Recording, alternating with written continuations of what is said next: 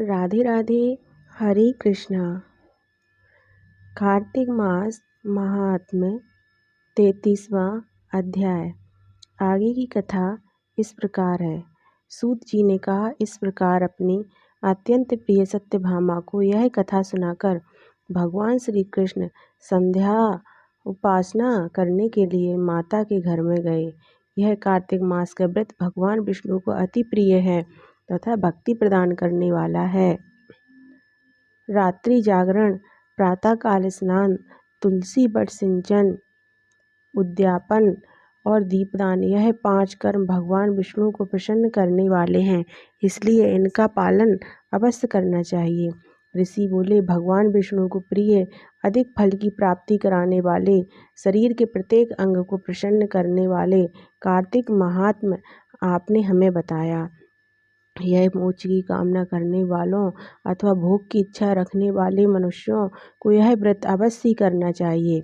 इसके अतिरिक्त हम आपसे एक बात पूछना चाहते हैं कि यदि कार्तिक मास का व्रत करने वाला मनुष्य किसी संकट में फंस जाए या वह किसी वन में हो या व्रती किसी रोग से ग्रस्त हो जाए तो उस मनुष्य को कार्तिक व्रत को किस प्रकार करना चाहिए, क्योंकि कार्तिक व्रत भगवान विष्णु को अत्यंत प्रिय है और इसे करने से मुक्ति एवं भक्ति की प्राप्ति होती है, इसलिए इसे छोड़ना नहीं चाहिए।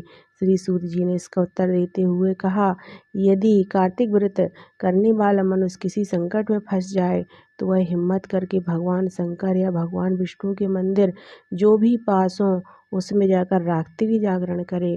यदि व्रती घने वन में फंस जाए तो फिर पीपल के वृक्ष के नीचे या तुलसी के वन में जाकर जागरण करे।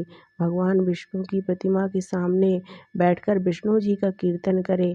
ऐसा करने से सहस्त्रों गायों के दान के समान फल की प्राप्ति होती है।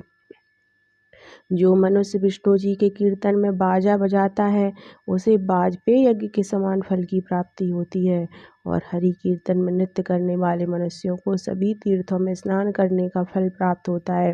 किसी संकट के समय या रोगी हो जाने और जल न मिल पाने की स्थिति में केवल भगवान विष्णु के नाम मात्र से मार्जन ही कर लें। यदि उद्यापन न कर सके तो व्रत की पूर्ति के लिए केवल ब्राह्मणों के प्रसन्न होने के कारण विष्णु जी प्रसन्न रहते हैं। यदि मनुष्य दीपदान करने में असमर्थ हो तो दूसरे की दीप की वायु आदि से भली भांति रक्षा करे। यदि तुलसी का पौधा समीप न हो तो वैष्णव ब्राह्मण की ही पूजा कर ले, क्योंकि भगवान विष्णु सदैव अपने भक्तों के समीप रहते हैं। इन सब के न होने पर कार्तिक का व्रत करने वाला मनुष्य ब्राह्मण, गौ, पीपल और बट वृक्ष की श्रद्धापूर्वक सेवा करे। शौनक आदि ऋषि बोले, आपने गौ तथा ब्राह्मणों के समान पीपल और बट वृक्षों को बताया है और सभी वृक्षों में पीपल तथा बट वृक्ष को ही श्रेष्ठ कहा है, इसका कारण बताइए। सूत जी बोले, पीपल भगवान विष्णु का और बट भगवान शंकर का स्वरूप है। पलाश ब्रह्मा जी के अंश से उत्पन्न हुआ है। जो कार्तिक मास में उसके पत्तल में भोजन करता है वह भगवान विष्णु के लोक में जाता है।